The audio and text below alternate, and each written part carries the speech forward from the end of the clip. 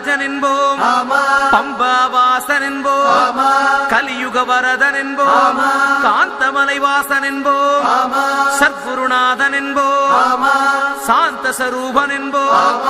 ஆனந்த சித்தன் என்போம், ஹரிகர சுதன் என்போம், ஈசனுக்கு மகனாம், ஈடில்லா தெய்வமாம், குழந்தையாய் இருப்பானாம், பக்தர் குறையெல்லாம் தீர்ப்பானாம், ஏழைக்கு அருள்பவனாம், நம்ம குல சுவாமியாம். அப்படிப்பட்ட சுவாமி ரொம்ப சிறுசையா, ஆனா சக்தி ரொம்ப